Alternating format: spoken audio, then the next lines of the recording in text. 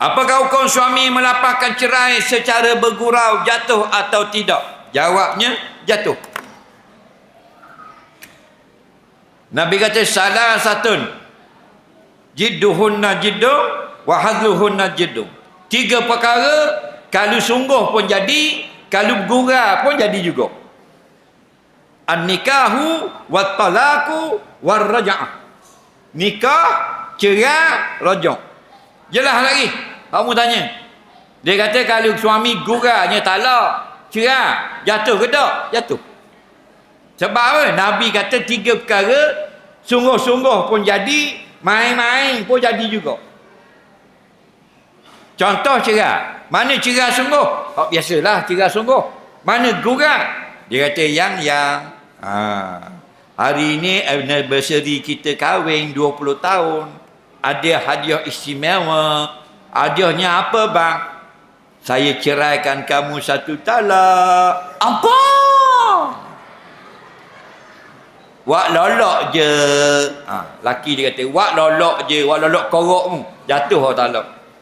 Jatuh dah 1 talak. Jelas lagi. Yang tak jatuh ni tersalah. Nak kata lapah benda lain tu bik talak. Tak jatuh. Tu tersalah. Ni sengaja kata niat gurau, jatuh. Okey? Tapi lapas yang betul lah. Kalau lapas tak betul, tak jatuh. Walaupun gurau, walaupun sungguh. Apa lapas yang tak jatuh? Hari tu dalam Facebook ramai orang salah. Dia kata kalau orang laki-laki, dia jumpa dengan orang puang, dia nak mengorak orang puang tu, dia kata dia bujang, jatuh talak. Ramai orang share itu. Berdosa orang tukang buat. Sesak, salah. Pasal bujang tak jatuh talak. Bujang bukan lapas cerai. Tengok dah kan ni jahil punya pasal. Tak dengar. Betul tak? Batu mari dengar, mari bodoh balik. Cerdik. Ni dak mari 4 ekor dak mari. Anak lelaki dak layang tu, Roblox. Teketak. Anak puan duk tengok drama Korea. Bunuh dia. Drama Korea, hero nak bunuh diri. Mak duk tengok drama swasta, hero nak kena tikam dia orang jahat. Ayah duk layang TikTok. Digi hey. Faham lagi. Nampak? Duk layang ke TikTok. Faham? Apa dak pergi dengar. Tapi bukan orang gong lah, orang Bukit Depu. Mari dengar dulu. Boleh tahu hukum. Betul tak? Tambang tak kena duduk atas kapet. Ekor lagi. Dak mari juga. Allah bodoh tunggu. Apa benda ke ni? Muka dah lah utuh. Bodoh pula. Faham lagi? Mari dengar. Faham lagi? Biar jadi betul agama. Betul tepat balik kita. Lapas cerai yang jatuh, aku telah menceraikan akan kamu. Jatuh. Kalau aku akan menceraikan kamu, tak jatuh. Akan tak jatuh. Kan aku ceraikan. Tak jatuh. Aku telah fi'il madhi, kalimatun dalat ala makna hadasin madha. Kalimah yang menunjukkan perkara atau kejadian yang sudah berlaku. Ada lagi? Ada? Betul tak tu? Tak boleh dia. Siapa ngaji pondok sini? Ada?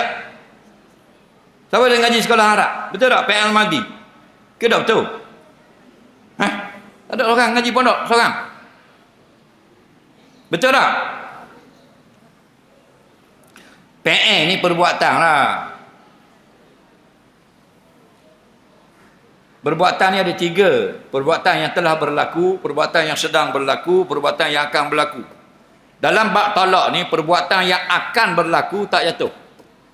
Yang jatuhnya perbuatan yang telah berlaku, iaitu madhi. Perbuatan yang sedang berlaku, mudhari' dengan makna hal, dan 2 saja. Maknanya kalau dia kata, aku telah menceraikan kamu, jatuh talak. Aku sedang menceraikan kamu, jatuh talak. Tapi kalau guna madhi, tahu PM madhi? PM madhi permadi pula. PM mudhari' dengan makna istiqbal, akan datang, minta maaf.